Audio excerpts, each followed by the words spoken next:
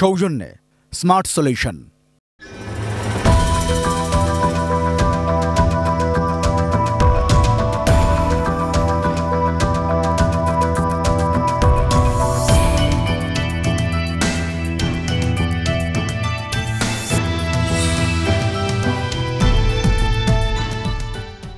দর্শক, স্মার্ট সলিউশনের সৌজন্যে বাংলাদেশের পোশাক শিল্প নিয়ে উন্নয়নমূলক অনুষ্ঠান অ্যাপারেল টকে আমন্ত্রণ জানাচ্ছি আমি অমিত কে বিশ্বাস। আজ আমাদের মাঝে অতিথি হিসেবে উপস্থিত আছেন জনাব Moin Haider Chowdhury, branch manager apparel and accessories Bangladesh এবং পাকিস্তানের দায়িত্বে আছেন উনি পুমা বাংলাদেশ। আরও উপস্থিত আছেন অধ্যাপক Mohammad Ismail Hossain, dean of academic affairs, universal college Bangladesh, এবং উনি কাজ করছেন ঢাকা বিশ্ববিদ্যালয়ের মার্কেটিং বিভাগে অধ্যাপক হিসেবে। আপনাদের দুজনকেই এটিএন নিউজে স্বাগতম। ধন্যবাদ। আমাদের আলোচনার বিষয় মূলত বাংলাদেশের পোশাক শিল্পের সাম্প্রতিক সংকট, সম্ভাবনা এবং করণীয়। আমাদের সৌভাগ্য আপনাদের মতো দুইজন খুব অভিজ্ঞ মানুষকে আমরা আজকে স্টুডিওতে পেয়েছি। বিশেষ করে আমরা যদি বলি জনাব মঈন হায়দার চৌধুরী, আপনি গ্লোবালি একটা খুব বড় ব্র্যান্ড পুমাকে রিপ্রেজেন্ট করছেন বাংলাদেশে। এটা একজন বাঙালি হিসেবে, বাংলাদেশি হিসেবে এটাও আমাদের জন্য অত্যন্ত গর্বের বিষয়।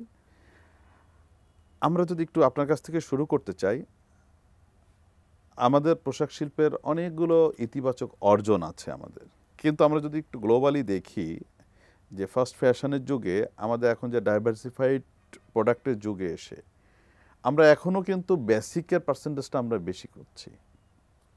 তো এই জায়গাগুলোতে আমাদের আসলে প্রস্তুতিগুলো কোথায় থাকা দরকার আপনি মনে করছেন? ধন্যবাদ এটিএন নিউজকে এবং আপনাকে আমাকে আমন্ত্রণ জানানোর জন্য, এবং শুভ সকাল সবাইকে যারা শুনছেন।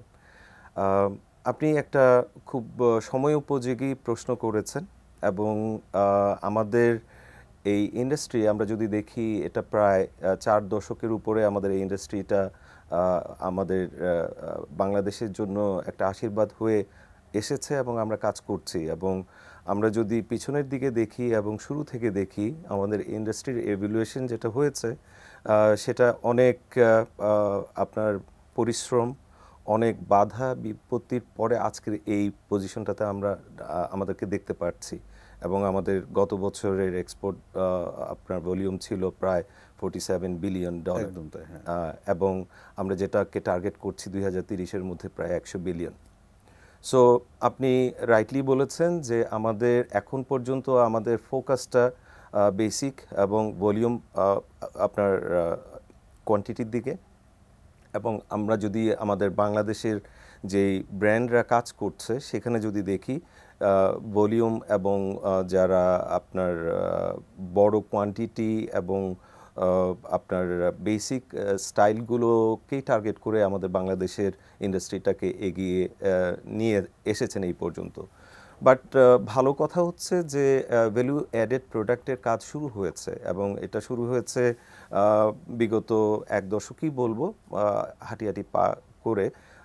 এবং এখন পর্যন্ত যদি আমরা দেখি, আমাদের আরও এরিয়া অফ ইমপ্রুভমেন্ট অনেক আছে, যেখানে আমাদের সবাই মিলে আমরা কাজ করতে পারি, আমাদের টার্গেটগুলোকে সেট করতে পারি, এবং আমরা কিভাবে এই প্রোডাক্টগুলোকে আমরা নেক্সট লেভেলে নিয়ে যেতে পারি আমাদের আলটিমেট কাস্টমারের কাছে, সেটাকে যদি আমরা ঠিকভাবে কাজ করি, তাহলে আমরা মনে করি আমরা ভ্যালু অ্যাডেড প্রোডাক্ট। এই ইমপ্রুভমেন্ট এরিয়াগুলো যদি আপনি কয়েকটা পয়েন্ট দর্শকদের উদ্দেশ্যে বলেন। ইমপ্রুভমেন্ট এরিয়ার ভিতরে যেটা আমাদের ইন্ডাস্ট্রি এবং গভর্নমেন্ট থেকে ফোকাস হচ্ছে এই মুহূর্তে, ম্যানমেড ফাইবারের কথা যদি আমরা সবাই বলছি, অনেক ইন্ডাস্ট্রি ইনভেস্টমেন্ট হচ্ছে অলরেডি, এবং অনেকেই অলরেডি ম্যানমেড ফাইবারের উপরে কাজ করছেন বিগত অনেক দিন ধরেই। বাট আমি যেটা বলবো এবং সবাইকে বলি, man behind the machine is very important. আমরা যে ম্যানমেড ফাইবারের কাজ করছি, আমাদের ইন্ডাস্ট্রিটায় 4 দশক ধরে আমরা কটন অথবা কটন ব্লেন্ডেড ফ্যাব্রিকের উপরেই কাজ করে আসছি মেজরলি, এবং ম্যানমেড ফাইবারের যেই আমাদের কোয়ান্টিটিটা আমরা কাজ করেছি ইম্পোর্ট করা ফ্যাব্রিকের উপরে। এবং কিছু আমরা যে ফ্যাব্রিকগুলো নিজেরা করছি সেগুলো হয়তো গ্লোবাল ব্র্যান্ডকে রিপ্রেজেন্ট অথবা সাপোর্ট দেওয়ার মতো আমাদের সেই কোয়ালিটিগুলো এখনও আমরা তৈরি করতে পারি নাই। সেটার জন্য আমাদের অভিজ্ঞতাটা দরকার। আমরা হয়তো ইনভেস্ট করছি, ওই ইনভেস্টে আমাদের এক্স্যাক্ট রিকোয়ারমেন্টগুলোকে আমরা যদি ফোকাস করে করি, যে কথাটা আমি বললাম ম্যান বিহাইন্ড দ্য মেশিন, আমরা এক্সপিরিয়েন্সটাকে আমাদের কিছু দিনের জন্য নিয়ে আসতে পারি, যে এক্সপিরিয়েন্সটা আমাদের লোকাল আপনার ট্যালেন্টকে সহযোগিতা করবে এবং আমাদের এই ট্যালেন্টটা যদি গ্রুম হয় ম্যানমেড ফাইবারের উপরে with the support of like আমাদের লাইক ইম্পোর্টেড নলেজ, যেটা আমি বললাম man behind the machine, both কম্বিনেশনে আমার মনে হয় ওভার দ্য টাইম আমরা এটাকে ভালোভাবে কভার করতে পারবো বা ডিমান্ডটাকে মানে আমাদের মানে স্কিল ম্যান পাওয়ারের প্রয়োজনীয়তা এখানে অবশ্যই আমরা রাইট। আমি আবারও আসবো আপনার কাছে। আমরা একটু অধ্যাপক ডক্টর মোহাম্মদ ইসমাইল হোসেন আপনার কাছে আসতে চাই। আপনি দীর্ঘদিন ধরে ঢাকা বিশ্ববিদ্যালয়ে অধ্যাপনা করছেন মার্কেটিং ডিপার্টমেন্টে এবং ব্র্যান্ডিং নিয়েও আপনার একটা দীর্ঘ অভিজ্ঞতা আছে। আমরা আমাদের পোশাক শিল্পকে ব্র্যান্ডিংয়ের যে জায়গাটাতে এখন আমরা আছি গ্লোবালি, আপনার দৃষ্টিতে আপনি আমাদের অবস্থানটাকে কিভাবে দেখছেন? এখান থেকে আমাদেরকে যদি আরেকটা ধাপ সামনে যেতে হয় তাহলে আপনার সাজেশনটা কি থাকবে ইন্ডাস্ট্রি যারা পরিচালনা করছে তাদের জন্য? ধন্যবাদ আপনার প্রশ্নের জন্য। ইটস খুব ইন্টারেস্টিং কোয়েশ্চেন। আমার সবচেয়ে বড় জিনিস আমার কাছে যেটা মনে হয় সেটা হচ্ছে সদিচ্ছা আর এই স্বপ্ন, যে আমার যারা রিলেটেড এন্টারপ্রেনিউর আছে এই সেক্টরে তাদেরকে এইটা মাথায় নিতে হবে যে আমরা একটা আমাদের ব্র্যান্ড তৈরি করতে পারি। কারণ আমরা পৃথিবীর বড় বড় ব্র্যান্ডের কাজ করছি, কিন্তু আমরা সব কিছুই করছি, ইভেন আমরা ডিজাইনও করছি অনেক ক্ষেত্রে। তো আমরা যদি ভ্যালু চেইনের সব কিছুই করতে পারি, আমরা কেন আমাদের একটা নিজেদের ব্র্যান্ড তৈরি করতে পারবো না? কারণ কাস্টমার এন্ডে, ফর এক্সাম্পল আমি যে শার্টটা পরে আছি এটা ধরেন সিকে ব্র্যান্ডের একটা shirt, made in Bangladesh. So আমি এই শার্টটার জন্য আমার যারা ম্যানুফ্যাকচারার যারা আছেন আমাদের দেশেই বানিয়েছেন, তারা এইটার ভ্যালু এডিশনের কতটুকু পেয়েছেন আর প্যারেন্ট ব্র্যান্ড যে সে কতটুকু পেয়েছে। সো কাস্টমার এন্ডে যখন মেড ইন বাংলাদেশ আসে এটা যাচ্ছে, তো country of origin customer already জানে যে বাংলাদেশে বড় ভালো ব্র্যান্ডের কাপড় তৈরি হয়। তো সেখানে যখন বাংলাদেশের কোনো একটা ব্র্যান্ড যাবে, ধরেন পরিচিত না অপরিচিত, বাট যখন সে দেখবে made in Bangladesh, that means সে তো আগে পড়েছে যে সিকের কাপড় যখন পরেছে তখন দেখেছে মেড ইন বাংলাদেশ, গ্যাপ যখন পরেছে, H&M যখন পরেছে। সো তখন যদি ব্র্যান্ডটা নাও চেনে, কান্ট্রিটা চিনে, সে তখন ওইটা কিনবে। বাট আমি এই সাহসটা এখন পর্যন্ত দেখি নাই যে ওয়ার্ল্ড স্টেজে এই সাহসটা নিয়ে কেউ এসছেন যে হ্যাঁ ইটস এ রিস্ক, কারণ ব্র্যান্ড বিল্ডিং করতে গেলে সময় লাগবে। বাট সবচেয়ে বড় আমাদের একটা রিসার্চ ছিল আপনার 2015-16 দিকে আমরা একটা রিসার্চ করেছিলাম, এটা ILO ফান্ডিং করেছিল, যে বাংলাদেশের গার্মেন্টস সেক্টরে কী পরিমাণ এক্সপ্যাট্রিয়েট কাজ করতেছে। সো আমরা দেখেছি যে ওই সময়ে অ্যারাউন্ড $5 বিলিয়ন মতো এক্সপ্যাট্রিয়েটদেরকে পেমেন্ট করতে হচ্ছে আমরা এই সেক্টরে। আপনিও সেক্টর স্পেসিফিক, আপনারা হয়তো আর একটু ভালো ইনসাইট দিতে পারবেন এখানে। বাট ইভেনচুয়ালি তখন আমার কোনো একটা কোয়েশ্চেন ছিল এন্টারপ্রেনিয়রদের কাছে যে আপনারা আমাদের ব্র্যান্ড কেন তৈরি করছেন না? তখন তাদের উত্তর ছিল এটা খুব এক্সপেন্সিভ। আমি বললাম যে আপনার ইন্ডাস্ট্রি টার্নওভার এত বেশি যে সেইখানে একটু রিস্ক তো আমরা নিতেই পারি, বাট সেই রিস্কটা নিলে সেখান থেকে যে গেইনটা আসবে সেই গেইনটা তো অনেক বেশি। কারণ যখন আমরা এই লোয়ার ভ্যালু অ্যাডেড কাজ যতদিন পর্যন্ত করব ততদিন খুব রিস্কের মধ্যে থাকবো আমরা। কারণ এইটা যে কেউ আপনার এই এখন যখন মেশিন যখন এটার মধ্যে লোয়ার ভ্যালু অ্যাডেড প্রোডাক্টে যেহেতু অটোমেশন চলে আসছে, সো একটা সময় যখন এটার স্কেলিং হবে তখন আমরা কোথায় যাব?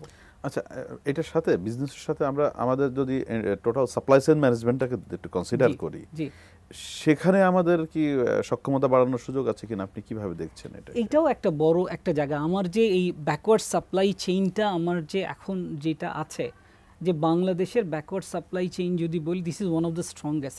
কিছু কিছু জায়গায় আমাদের ঘাটতি আছে, যদি বলেন কিছু কিছু জিনিসের উপরে আমরা highly import dependent. But man-made ফাইবারের ব্যাপারটা যেটা বলা হচ্ছে, এখানে R&D করে যদি এখানে ইনভেস্ট করা যায় তাহলে সেই ক্ষেত্রে কিন্তু আমরা অন্য দেশের উপরে আমাদের নির্ভরতা কিন্তু আমরা কমাতে পারবো। এটা এখনও রিসার্চ বেসড ডেটা দিয়ে আমাদেরকে দেখতে হবে। বাট আমি বলবো যে ব্যাক এন্ডে যদি বলি, উই আর ভেরি ইকুইপড। বাংলাদেশের পৃথিবীর সবচেয়ে যে লিড সার্টিফাইড গ্রিন ফ্যাক্টরির কথা যদি বলি, বাংলাদেশের সবচেয়ে বেশি আছে। আপনি চিন্তা করেন, এটাও তো একটা বড় এটা নিয়ে আমরা input। একটু আলোচনায় আসবো, বিশেষ করে আমরা একটু মঈন কাছেই আসবো, কারণ আমরা অনেকগুলো গ্রিন ফ্যাক্টরি করেছি, বাট গ্রিন ফ্যাক্টরির জন্য আমরা গ্রিন এফওবিটা পাচ্ছি কিনা এবং এই গ্রিন এফওবি পাওয়ার জন্য আমাদের প্রস্তুতি কি দরকার, আমরা আসবো এই আলোচনাটাই। ছোট্ট একটা বিজ্ঞাপন বিরতি। দর্শক, আলোচনা করছিলাম বাংলাদেশের পোশাক শিল্পের সাম্প্রতিক সংকট, সম্ভাবনা এবং করণ নিয়ে। ছোট্ট একটা বিজ্ঞাপন বিরতিতে যাব, ততক্ষণ এটিএন নিউজের সাথেই থাকুন। বিরতির পরে আবার আমরা এই আলোচনায় ফেরত আসবো। সৌজন্যে স্মার্ট সলিউশন।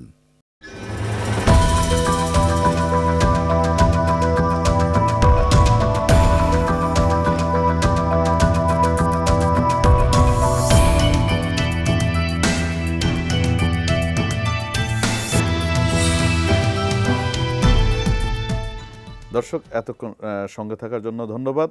আলোচনা করছিলাম স্মার্ট সলিউশনের সৌজন্যে বাংলাদেশের পোশাক শিল্প নিয়ে উন্নয়নমূলক অনুষ্ঠান। যে আলোচনাটা করছিলাম, একটু আমি মঈন ভাইয়ের কাছেই আসতে চাই। যেটা বলছিলেন যে আমাদের অনেকগুলো গ্রিন ফ্যাক্টরি হয়েছে, নিঃসন্দেহে এটা আমাদের অত্যন্ত একটা গর্বের বিষয় এবং এটা আমাদের আর একটা অর্জনও আমরা বলতে চাই। কিন্তু যেটা শোনা যায় আমরা, যে গ্রিন ফ্যাক্টরিতে খুব স্বাভাবিকভাবেই কিন্তু একটু ইনভেস্টমেন্টটা বেশি হয় ওনাদেরকে। তো এটাকে আমাদের মার্কেটিংয়ের সক্ষমতার জন্যই পাচ্ছি না, নাকি অন্য কোনো কারণ আছে? যে আমি যেহেতু এটা ইনভেস্ট করছি, আমি একটু গুড কোয়ালিটি সার্ভিস দিচ্ছি, সেই সার্ভিসের জন্য তো আমি একটু এফওবিতে একটু বেনিফিট আমার পাওয়া উচিত বলে জেনারেলি সবাই মনে করে। আপনি বিষয়টাকে কিভাবে দেখছেন? প্রথম কথা হলো, গ্রিন ফ্যাক্টরিটা কেন আসলো? হ্যাঁ, আমরা জানি পোস্ট রানা প্লাজা আমাদের অনেক ধরনের চ্যালেঞ্জেস ফেস করতে হয়েছে গ্লোবাল মার্কেটে আমাদের মেড ইন বাংলাদেশ নিয়ে। এবং সুখের কথা হলো যে আমাদের এন্টারপ্রেনাররা সবসময় এগিয়ে আসেন এবং এসেছেন, এবং এখনও 500-র মতো ফ্যাক্টরি আছে যেগুলো গ্রিন ফ্যাক্টরির জন্য কাজ করছে টু বি সার্টিফাইড। তো green factory is a good initiative, no doubt about it, এবং এটা আমাদের প্রয়োজন আমাদের এনভায়রনমেন্টকে সাপোর্ট করার জন্য। আমাদের যেই ওয়ার্কফোর্স ডে টু ডে কাজ করবে একটা ইন্ডাস্ট্রিতে, তাদের লিভিং স্ট্যান্ডার্ডের জন্য, তারা যে সেফ ওয়ার্ক প্লেসে কাজ করছে, সেই টোটাল আপনার সার্কেলটার জন্যই গ্রিন ফ্যাক্টরিগুলো আমাদেরকে সাপোর্ট করছে অ্যাজ এন ইন্ডাস্ট্রি। এবং এই গ্রিন ইন্ডাস্ট্রিকে এখন আমরা কিভাবে তুলে ধরবো to the outside world, to the brand, এটা আমাদেরকে ডিসাইড করতে হবে আমরা কিভাবে এটাকে পোর্ট্রেট করছি। একটা জিনিস সবসময় চ্যালেঞ্জিং কোশ্চেন আমি ফেস করি, যে আমরা কি রাইট প্রাইস পাচ্ছি, অথবা আমাদের কি ব্র্যান্ড রাইট প্রাইস দিচ্ছে। সো আমি স্পেসিফিক ব্র্যান্ডে যাচ্ছি না, অথবা আমার ব্র্যান্ড দিয়েও বলছি না। সো আমরা যেহেতু বাংলাদেশে অনেক ব্র্যান্ডের কাজ করি, সো এক এক ব্র্যান্ডের এক এক স্ট্র্যাটেজি থাকে। তো আমি ওই দিকে না যেয়ে আমি যে কথাটা বলতে চাই, as a country, being a Bangladeshi, আমি নিজেকে খুব প্রাউড ফিল করি। এবং এখানে আমাদের কাজ করার অনেক এরিয়াগুলো আছে যেখানে আমাদের দেখতে হবে। এক হলো আমরা নিজেদেরকে কিভাবে প্রমাণ করছি, আমরা যখন একটা নেগোসিয়েশনে বসি আমরা প্রোডাক্টটাকে কিভাবে এক্সপ্লেন করছি, আমরা আমাদের আদার সাইড অফ দ্য টেবিলকে কিভাবে কনভিন্স করছি অ্যাবাউট আওয়ার এক্সপেক্টেড প্রাইস। অনেক সময় এটা আমরা করতে পারি না। আমরা যখন চ্যালেঞ্জের মুখোমুখি হই, আমরা অর্ডারটাকে ধরে রাখার জন্য যে কোনো প্রাইস কম্প্রোমাইজে যাই। বাট আমি যদি আমার প্রোডাক্টের ভ্যালু বা আমার আস্কিং প্রাইসটাকে ঠিকভাবে রিপ্রেজেন্ট করতে পারি, এবং আমি দেখাতে পারি আমার আস্কিং প্রাইসটা ইজ লেজিটিমেট, লজিক্যাল, এবং আমার other side of the table যদি ওটাতে কনভিন্স হয়, তাহলে কিন্তু আমি রাইট প্রাইসটা পাচ্ছি। এখানে ইন্টারনাল কম্পিটিশনের ব্যাপারগুলো থাকে, লাইক আমি হয়তো একটা প্রাইস দিচ্ছি, আমার নেইবারিং ফ্যাক্টরি আর একটা লোয়ার প্রাইস দিয়ে ওই অর্ডারটা নিয়ে যাচ্ছে। এই জায়গাতে আমাদের ইন্ডাস্ট্রি এবং গভর্নমেন্ট লেভেলে একটা আপনার একটা প্লেইং ফিল্ডের ব্যাপার থাকে। এখানে কিছু করা যায় কি না, করতে পারলে সেটা আমাদের ইন্ডাস্ট্রিকে সেভ করবে, সেই জিনিসটা আমাদের দেখা উচিত। বাট কেউ কিন্তু আমার গ্রিন ফ্যাক্টরির জন্য আলাদাভাবে প্রাইস দিবে না। আমি আমার গ্রিন ফ্যাক্টরিটাকে কিভাবে রিপ্রেজেন্ট করব সেটা আমাদের উপরই নির্ভর করবে। রাইটলি বলেছেন। আমি আবার আসবো আপনার কাছে। আমি একটু আপনার কাছে আসতে চাই, যে কথাটা বলছিলেন একজন মার্কেটিং এক্সপার্ট হিসেবে। কেউ তো আমাকে উপযাচক হয়ে সেদে আমাকে তো কিছু দিবে না। আমরা যারা মার্কেটিং করছি, আমাদের এই জায়গাগুলোতে কি প্রস্তুতি থাকা উচিত বলে আপনি মনে করছেন? যে হ্যাঁ, আমার ফ্যাক্টরি এখন এই স্ট্যান্ডার্ড আছে, আমি এই স্ট্যান্ডার্ডের প্রোডাক্ট বানাতে পারি, আমার কোয়ালিটি লেভেল এখানে আছে, সো আমাকে তুমি কেন আমাকে 2 সেন্ট বাড়ায় দেবে না। আমরা এই যে চাওয়ার জন্য যে প্রস্তুতিটা দরকার, সেই জায়গায় আমাদের যারা মার্কেটিংয়ে কাজ করছে তাদের জন্য আপনার সাজেশন কি থাকবে? আমরা যদি সাস্টেইনেবল ম্যানুফ্যাকচারিংয়ের কথা বলি কিংবা সাস্টেইনেবল ইন্ডাস্ট্রির কথা বলি, 3 ধরনের সাস্টেইনেবিলিটি আমরা কথা বলি, ইকোনমিক, সোশ্যাল, এনভায়রনমেন্টাল। সো আপনি যদি নেগোসিয়েশনের কথা উনি বললেন, যে আপনি যদি দেখাতে পারেন যে আমি 3 ধরনের সাস্টেইনেবিলিটি আমি এনশিওর করছি, এনভায়রনমেন্টাল, সোশ্যাল, ইকোনমিক, বড় বড় ব্র্যান্ড যারা আছে তাদের কাস্টমাররা কিন্তু মোরলে, ধরেন ফর এক্সাম্পল রানা প্লাজা ইনসিডেন্টের কথাই যদি বলি, আমরা বড় বড় ব্র্যান্ড যারা ওখানে কাজ করতো তাদের এগেইনস্টে কিন্তু প্রসেশন হয়েছে সেই রেসপেক্টিভ কান্ট্রিগুলোতে। তাদেরকে এইটা বলা হয়েছে যে তোমরাও রেসপন্সিবল, কারণ why you push the price so hard, যে তাদেরকে ওখানে যেতে হয়েছে। সো সাস্টেইনেবিলিটির ডিম্যান্ড কিন্তু ওদের কাস্টমারের এন্ডে আছে। সো আমরা যদি এইটাকে দেখাতে পারি, এবং ওদেরও কিন্তু এখন এরকম ইউরোপিয়ান ইউনিয়নে এরকম অনেক রিকোয়ারমেন্ট আছে যে তোমার সোর্সিং এর জিনিসগুলো আরও ট্রান্সপারেন্ট করো, যে তুমি এমন কোনো জায়গা থেকে তুমি সোর্সিং করতে পারবে না যারা সাস্টেইনেবিলিটিকে ভায়োলেট করে। সো এই প্রেশারটা কিন্তু আছে। সো এখন আপনি যদি ওরকম করে ডেটা দিয়ে আপনি যদি দেখাতে পারেন, লুক আমি যখন সব ধরনের সাস্টেইনেবিলিটি এনশিওর করতেছি এবং এইটা তোমার ব্র্যান্ডের ইকুইটিটাকে প্রমোট করবে যখন তুমি তোমার কাস্টমারের কাছ থেকে এই প্রোডাক্টটাকে বিক্রি করবা। সো এটা আমরা যত ভিজিবল করতে পারবো তার কাছে, কারণ আমি যদি সেই ক্ষেত্রে তারা কনভিন্সড হবে ডেফিনেটলি, কারণ এটা তাদেরও ডিম্যান্ড আছে, কারণ একটা ব্র্যান্ড তৈরি করতে বছরের পর বছর লাগে। সো এইটা তারা স্বভাবতই চাবে এই ব্র্যান্ডের ইকুইটিটা দিন দিন ইমপ্রুভ করতে। একদম তাই। সো আমরা এই ভিজিবিলিটিটা আমাদেরকে বাড়াতে হবে। হ্যাঁ, খুব দারুণ বলেছেন। আসবো আমি এই সূত্র ধরে মঈন ভাই, আবার যদি আপনার কাছে একটু আসি, অনেকগুলো ফ্যাক্টরিতে তো আপনারা বাংলাদেশে কাজ করছেন, এবং যে কথাটা বলছিলেন যে সাস্টেইনেবিলিটির যে 3টা বিষয় নিয়ে আমরা যদি ইনশিওর করতে পারি, খুব স্বাভাবিক কোনো একটা ব্র্যান্ড আপনার কোনো ফ্যাক্টরিতে অনবোর্ড করতে গেলে আপনার অনেকগুলো অডিট প্রসিডিউরের ভেতর দিয়েই যেতে হয়, এবং সেখানে কিন্তু এই প্রত্যেকটা বিষয় কিন্তু কাভার করতে হয়। এখন আমাদের ইন্ডাস্ট্রি যে জায়গায় আছে, এই আপনার কাছে তো স্বাভাবিকভাবে এই তথ্যগুলোও থাকে, সেখান থেকে আমাদের আর প্রস্তুতি কী নেওয়া দরকার বলে মনে করছেন? খুবই ধন্যবাদ এবং খুবই সময় উপযোগী একটা প্রশ্ন করেছেন। অ্যাজ এ ইন্ডাস্ট্রি আমরা এই মুহূর্তে খুবই চ্যালেঞ্জের ফেজে আছি। চ্যালেঞ্জের ফেজটা কোথায়? এক হলো আমরা as a country, developing country, এবং আমাদের আমাদের মেজর শিপমেন্টটা হচ্ছে ইউরোপে। ওখানে আমাদের জিএসপি প্লাস একটা এক্সপেকটেশন আছে আফটার 2029, এবং এটাকে পেতে গেলে ইউ থেকে কিছু রেগুলেশনটাকে ওনারা চাচ্ছেন as a country to meet. এটা গেল আমাদের কান্ট্রি পার্সপেক্টিভে, এবং ইউ থেকে কিছু রেগুলেটরি আপনার এক্সপেকটেশন করছে, not only for Bangladesh, for all sourcing destination, যেখানে বাংলাদেশের জন্য অনেকগুলো চ্যালেঞ্জ আছেন। স্যার যেভাবে বলেছেন যে 3টা এরিয়া লাইক ইকোনমিক্যাল, সাস্টেনেবিলিটি এবং এনভায়রনমেন্ট, সোশ্যাল, ইকোনমিক্যাল, রাইটলি বলেছেন। এবং এই জায়গাগুলোতে লাইক অ্যাজ এ ব্র্যান্ড আমাদের রেসপন্সিবিলিটি থাকবে, আমরা যেই প্রোডাক্টটা ডেভেলপ করছি এটার লাইফ সাইকেলটা কী হবে, সার্কুলারিটিটা দেখাতে হবে টু দ্য ইউ, যে আমরা প্রোডাক্টটা ডেভেলপ থেকে আমরা কিভাবে এটাকে আবার এনভায়রনমেন্টে নিয়ে যাচ্ছি, দ্য প্রোডাক্ট সার্কুলারিটি আমরা যেটা বলছি।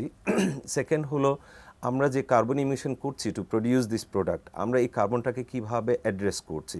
So green energy is coming into places, এবং আমাদের প্রোডাক্টটা যারা বানাচ্ছে তারা কতটুকু সেফ এনভায়রনমেন্টে এবং তাদের লিভিং স্ট্যান্ডার্ডটাকে মেনটেন করে তাদের জীবনযাত্রাটাকে মেনটেন করছে, এবং আমাদের প্রোডাক্টটাকে সেইভাবে ওরা ম্যানুফ্যাকচারিং করছে। সো এই প্রতিটা জিনিস, এবং ট্রেসিবিলিটির কথা স্যার বলেছেন, যেটা প্রোডাক্ট ট্রেসিবিলিটি, যে আমাদের র মেটেরিয়ালগুলো কোথা থেকে আসতেছে, সেই র মেটেরিয়ালগুলো কি রাইট প্লেসে এবং উইথ এ এনভায়রনমেন্ট সাপোর্ট বলেন, সাস্টেনেবিলিটি ওয়ার্কার সাপোর্ট বলেন, সবগুলো কিছুকে মেনটেন করে করা হচ্ছে কিনা, সেটাকেও একটা ট্রেসিবিলিটি প্রোডাক্ট পাসপোর্টের মাধ্যমে একদম ইজি স্ক্যান করে বলা যাবে যে এই প্রোডাক্টের র মেটেরিয়ালগুলোর আপনার বেসটা কোথা থেকে আসছে, কিভাবে এটাকে সাস্টেনেবিলিটিটাকে মেনটেন করা হয়েছে। সো এই রেগুলেশনগুলো আসছে ফর আস এবং অল সোর্সিং ডেস্টিনেশন।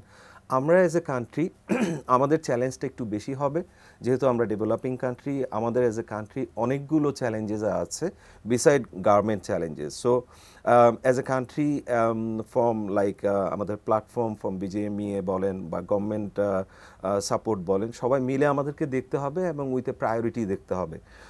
দেন আমরা যদি এটাকে অ্যাড্রেস করতে পারি rightfully to cover and like the expectation from you, আমরা সাস্টেন করতে পারবো এবং আমরা গ্রো করতে পারবো। একদম তাই। হ্যাঁ, তার সাথে আরেকটা কথা আমি একটু বলতে চাই, আমাদের এটার সাথে সাথে দেখতে হবে যে আমাদের কম্পিটিটর মার্কেটগুলো বা কম্পিটিটর সোর্সিং ডেস্টিনেশনগুলো ওরা আমাদের থেকে কি এডিশনাল করছে, যেখানে ওরা ওই অ্যাডভান্টেজটা পাচ্ছে, একদম তাই, যেটা আমরা পাচ্ছি না। একদম কাইন্ড অফ প্রোডাক্ট অটোমেশন বলেন, আপনার